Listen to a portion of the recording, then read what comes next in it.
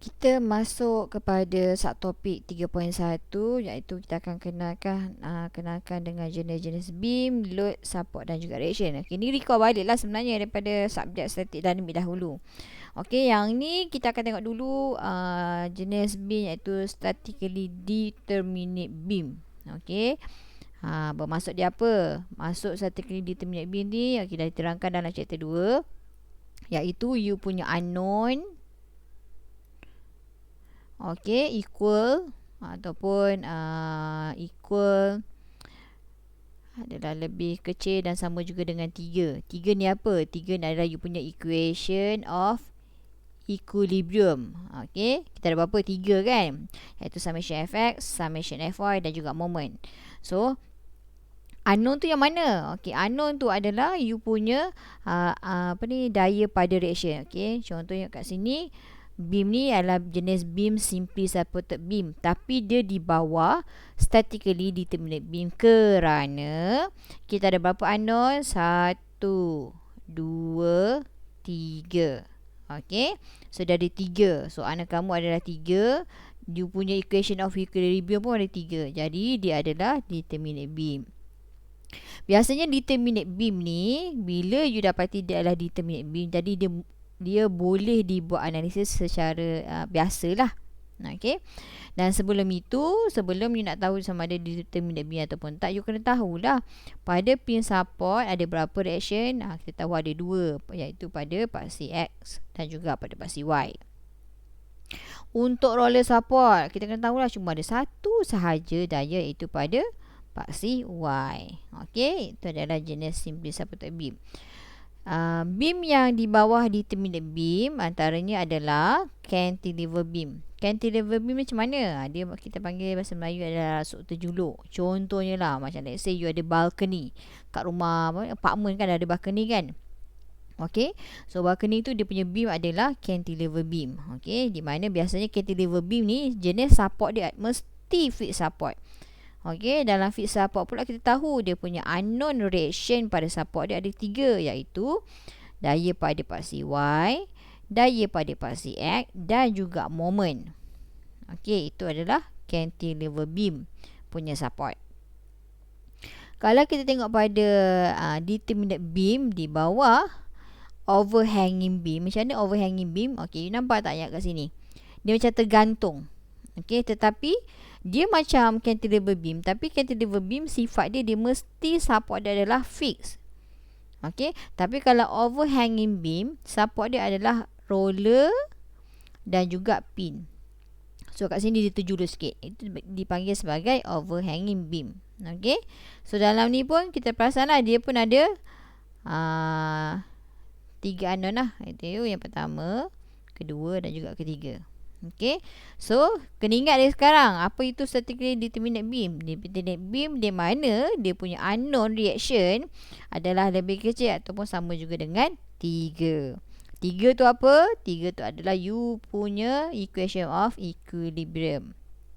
Okey, so macam mana pula yang dikatakan sebagai statically indeterminate beam? Okey, ni bermaksud you punya unknown adalah lebih besar daripada 3. EOE, equation of equilibrium. Kalau tak percaya, kita tengok satu. Kat sini kita ada, let's say gambar yang pertama ni, kita ada pin. Okey, kita ada pin, mesti ada 2. 1, 2. Roller pun ada 1, ni pun ada 1. So kalau you kira berapa unknown? 1, 2, 3, 4. So N kamu adalah lebih besar daripada 3. Bila dia besar dari 3, automatik dia adalah indeterminate beam. Okey, so kalau yang ni pun sama juga. Ini akan ada apa? Yang gambar raja ini, you ada moment, you ada Y dan you ada X. Sudah 3 tambah 1, 4. Okey. Dan lupa nak beritahu, yang gambar raja ini kita panggil sebagai continuous beam. Okey, dia panjang lah. Biasanya kalau simply supported beam, kita cuma ada 2 support je. Kalau continuous beam, dia ada lebih daripada 2 support. Okey, kat sini kita dapati ada 3, 1, 2 dan juga 3. Kalau probe cantilever beam, okey, kalau cantilever beam tadi kita perasan dia asalnya adalah fixed support, tapi kat sini dia ada pin. Dia ada roller ke pin ke, dipanggil sebagai probe cantilever beam. Kalau tengok pada yang ini, fixed beam, di mana dia ada fixed support kiri dan kanan. Ni confirm lah kalau kat sini fixed support sini dah ada 3 unknown.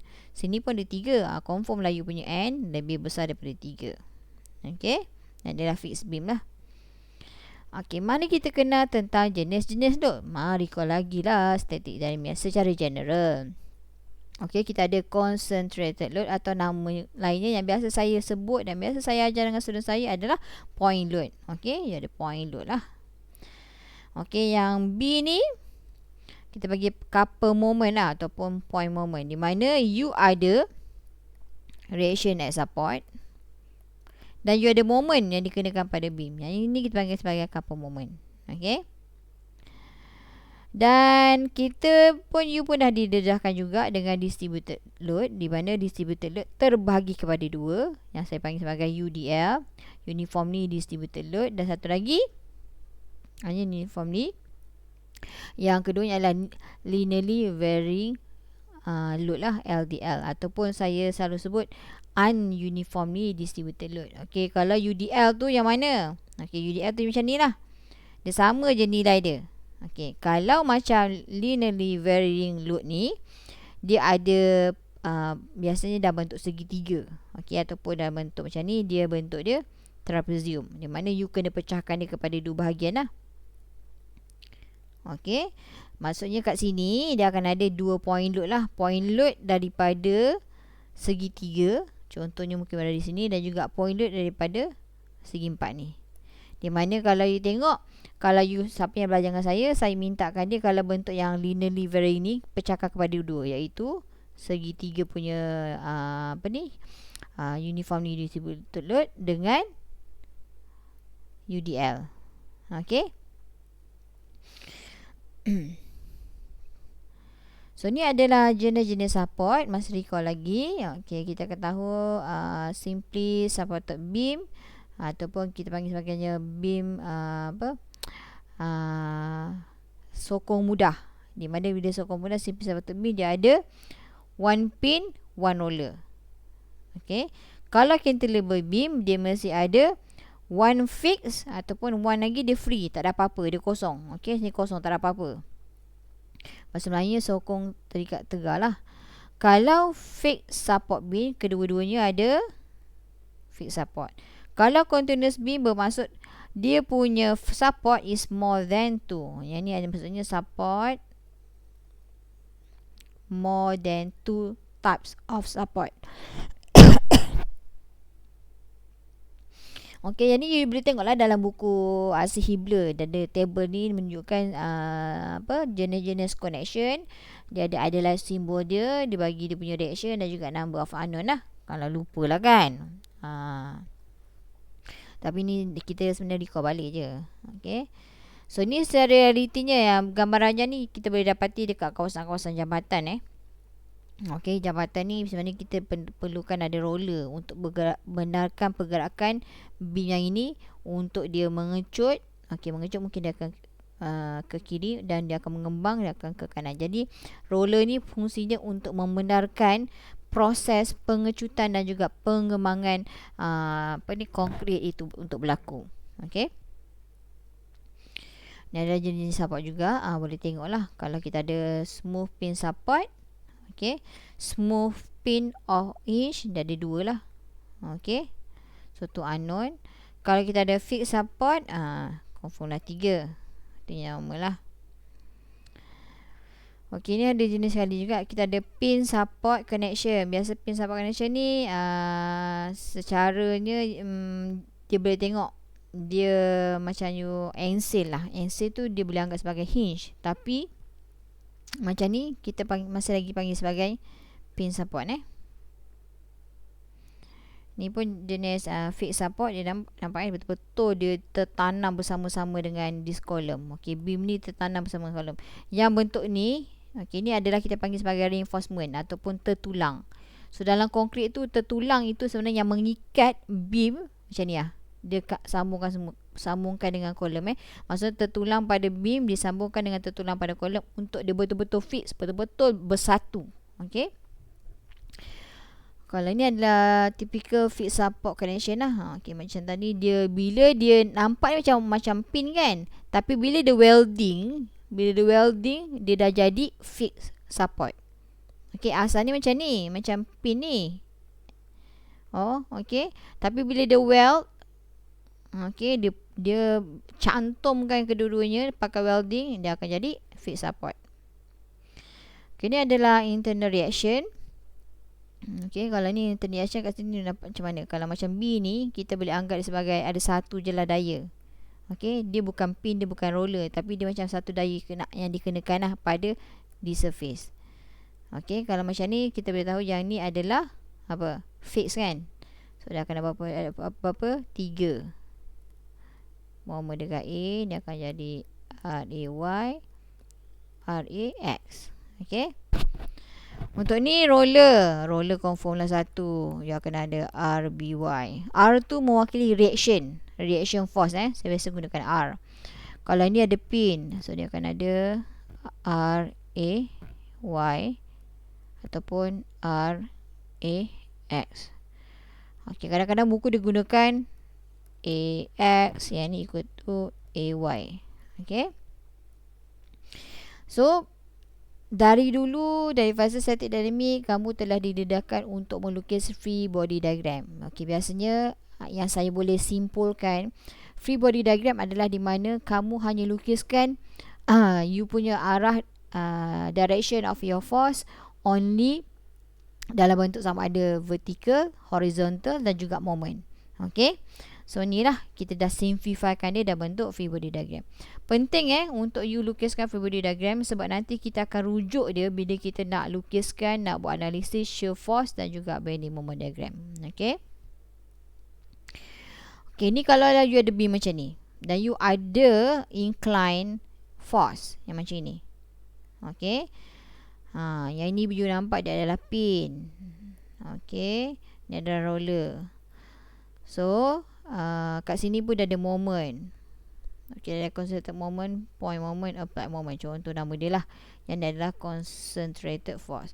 So daripada gambar rajah ni, you kena transformkan dia kepada gambar rajah ataupun free body diagram. Okay. Iaitu you perasan yang ni nanti kita akan transform dia kepada paksi Y dan juga paksi X. Tolong semasa kamu leraikan incline force kepada paksi X dan juga paksi Y, pastikan arah dia ikut kepada arah yang asal lah. Macam ni kan dia menjunam, dia going into the material. So yang ni pun kenalah going into the material. Ni pun sama arah lah. Janganlah soalannya daya yang diberikan macam tu, tetapi bila you nak leraikan, you buat macam ni. Okay, kalau macam ni salah. Okay. Dia tidak mengikut kepada direction yang asal. Okay, so kalau kita dah transformkan daripada free body diagram macam ni lah. So since dia bagi kamu sudut 60 darjah, so pada paksi Y dia akan jadi 60 sin 60 darjah. Okay, yang ini akan jadi 60 cos 60 darjah. Okay, so ini adalah dia punya reaction and support pada A dan juga reaction and support pada B.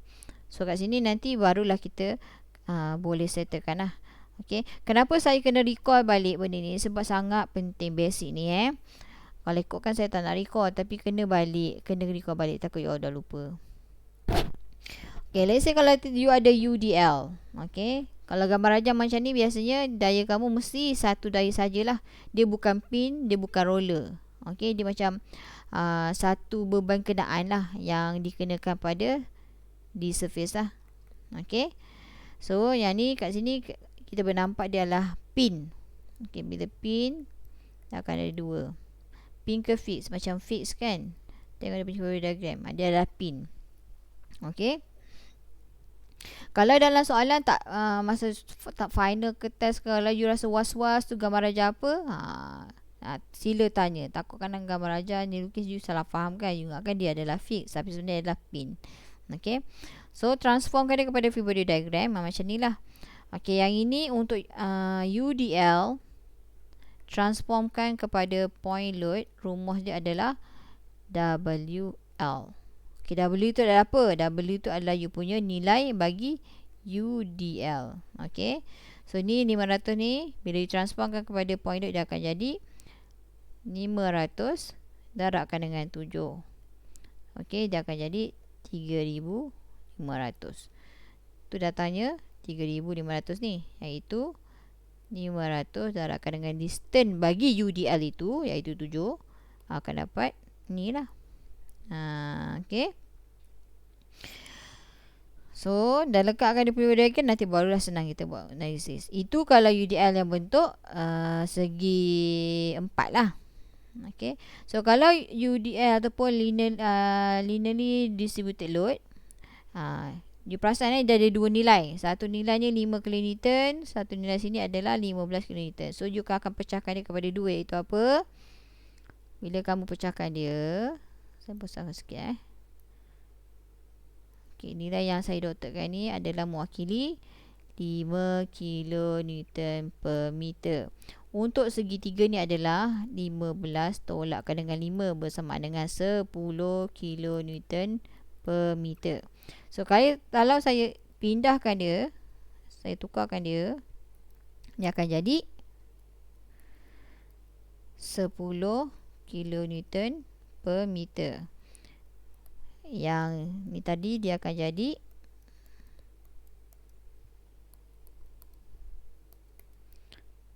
5 kN per meter. So, yang ini untuk segitiga, rumus nak tukarkan kepada point load adalah WL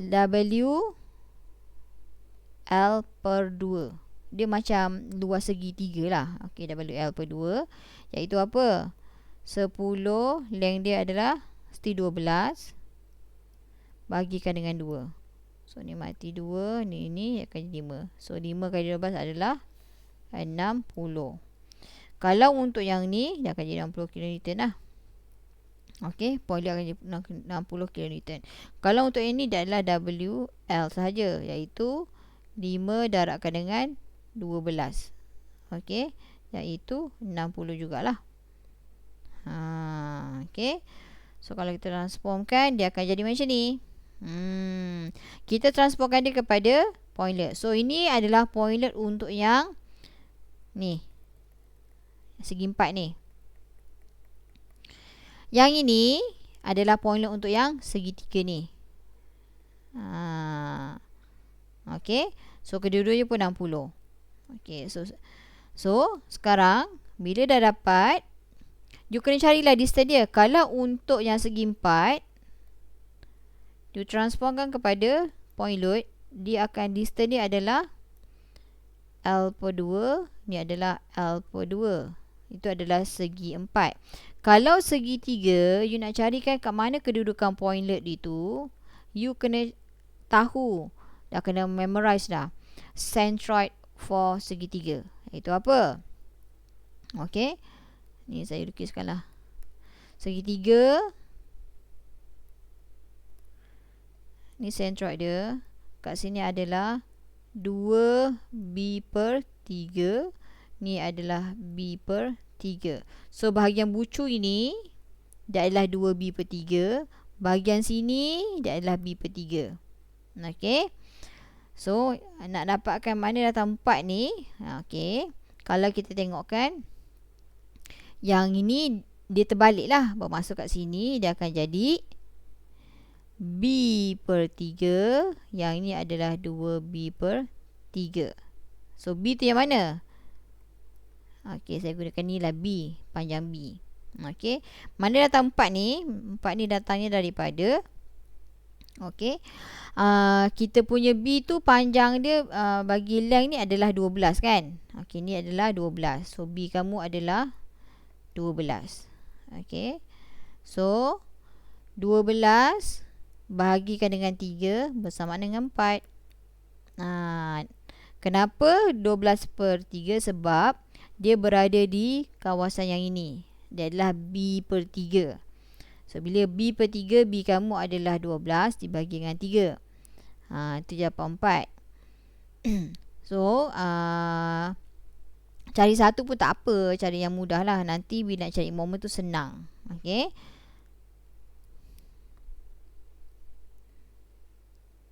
Untuk UDL yang berbentuk segi empat macam ni tak ada masalah. You hanya L bagi 2 je. Okay. That's why kat sini you punya L kan panjang dia kan 12 meter. So 12 bagi 2 adalah 6. Tu yang point load untuk yang ini. Dia adalah 6 meter. Okay. So ni adalah bentuk untuk macam you kena pastilah internal contoh. Contoh let's say kat sini you ada pin. Pada C you ada support pin, pada A you ada support roller. Dia minta kamu calculatekan reaction at A and C. So transformkan dia kepada free body diagram dahulu. Okay. Dengan memasukkan semua external. External tu maksudnya force yang telah sedia ada dikenakan pada beam tersebut. Iaitu apa? You ada moment dan juga ada 6 kilonewton. Okay. So, nak mulakan mana dulu? Kita gunakan equation of equilibrium. Nak mula mana dulu? Kalau saya lebih suka mulakan di mana? Saya suka mulakan dengan moment. Okay. Kenapa saya mulakan dengan moment? Sebab bila saya masukkan equation, hanya akan ada satu unknown sahaja pada equation moment tersebut. Okay. Kalau macam ni, dia mulakan dengan summation effect sebab terang-terangan daripada figure ni you tak ada daya yang horizontal. Semua daya dalam bentuk vertikal dan juga moment. Kat sini baru you akan dapat CX kamu adalah kosong. Dan ni ada step pertama. Step kedua dia mulakan dengan moment sebab end up nanti bila you masukkan dalam equation, okay, CCW ni adalah counterclockwise. Okay, counterclockwise. Jadi dia menganggap moment pada lawan jam adalah positif. So bila masukkan moment dengan dia mengambil kira pada C. Pada C. So nanti dia akan dapat dia punya AY adalah 5 kilonewton. C tu macam mana? First you akan ada, contohlah you ambil pada C dan pada C tu pula ada moment. Okay, you kena masukkan juga. Okay, sebab tu kena masukkan ni. 9 ni adalah moment pada point C. Okay. Lepas tu dia akan ambil daya pada 6 kilonewton, iaitu distance bagi yang perpendicular adalah yang ini, distance dia. So ni adalah distance bagi moment untuk point load 6 kilonewton adalah 6. So 6 ini adalah you punya point load. 6 ni adalah distance untuk point load tersebut kepada C. And then you ada AY. Okay. Dan you tengok jugalah sekarang dia berputar macam mana. Dia akan berputar menuju ke sini. Bila dia berputar menuju ke point yang kamu nak ataupun pada point C tu, dia adalah lawan jam. Kita dah declare dah lawan jam kita adalah positif. That's why dia akan jadi positif di sinilah. Okay, positif. Betul ya. Yang akan jadi positif lah. Okay. So apa lagi daya yang ada? Kita akan ada daya AY. So AY ni putaran dia mesti macam ni lah. Okay, sebab dia bersudut sama pendajakan, dia akan pergi ke arah C tu. Jadi akan ikut jam. So bila ikut jam dia akan jadi negatif AY. Distance dia berapa? Distance yang ni lah, sepanjang-panjang ni lah, iaitu 3 meter campur dengan 6 meter akan jadi 9. So nanti bila you solvekan equation yang ni, you akan dapati nilai AY kamu adalah 5 kilonewton. So dah dapat nilai AY 5 kilonewton. Apa lagi equation yang kita tak gunakan lagi?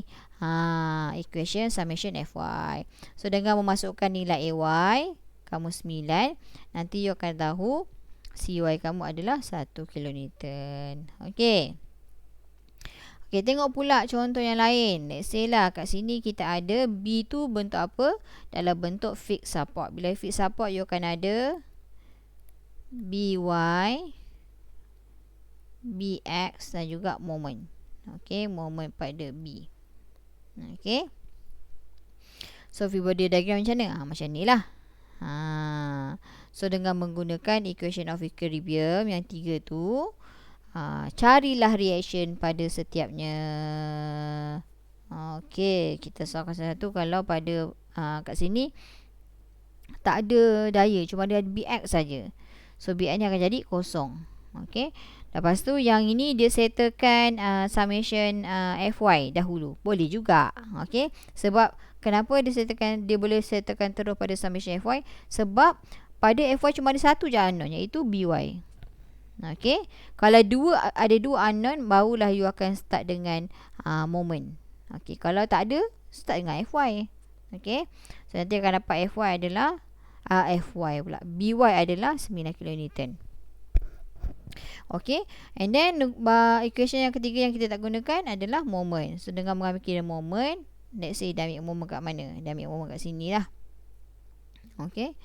Iaitu pada moment pada B, ni adalah moment pada B Okey, kita akan ada 9. 9 ni dia akan berputar macam mana? Berputar macam tu. Dia akan berputar menuju ke B, so counterclockwise, so positif. So distance dia berapa?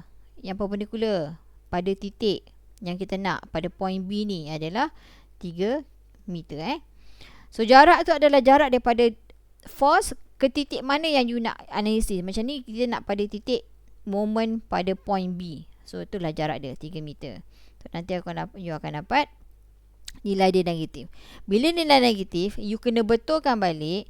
Dia mengatakan yang negatif tu ada bermaksud dia punya rotation moment dia adalah clockwise. Okey, CW adalah clockwise. Okey. Okey, tengok pada ni pula. Kita ada apa ni?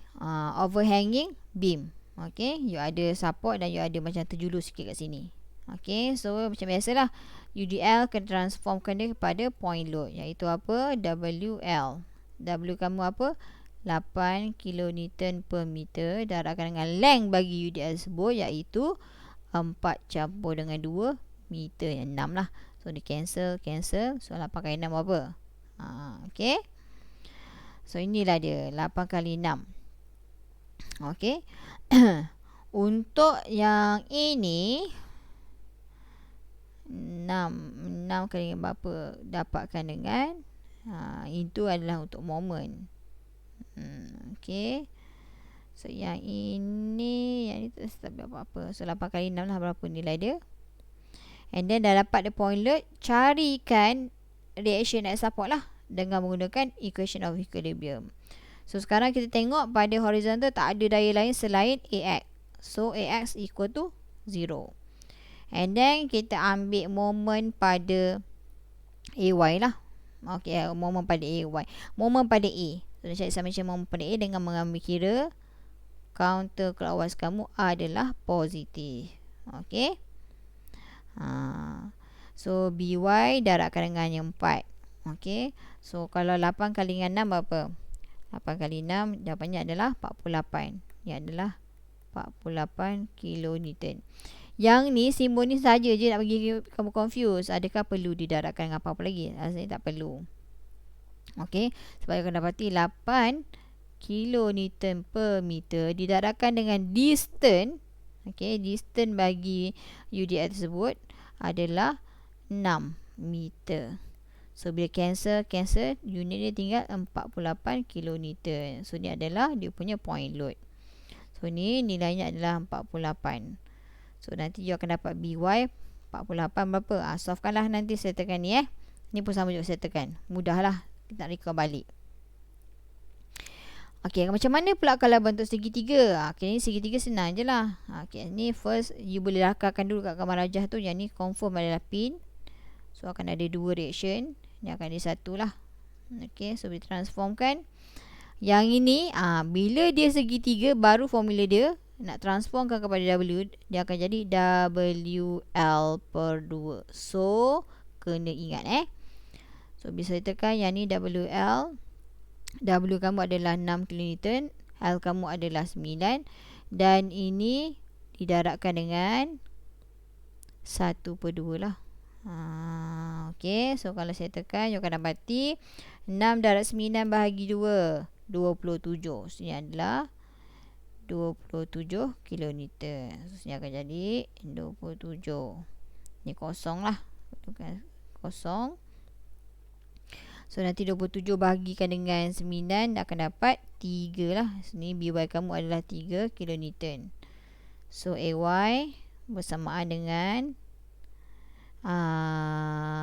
F kamu apa tadi? 27 kan? 27 tolakkan dengan BY kamu adalah 3. So akan jadi 24. Okay. So saya tu untuk satu topik 3.1. Nanti kita akan go to question satu topik 3.2. Okay.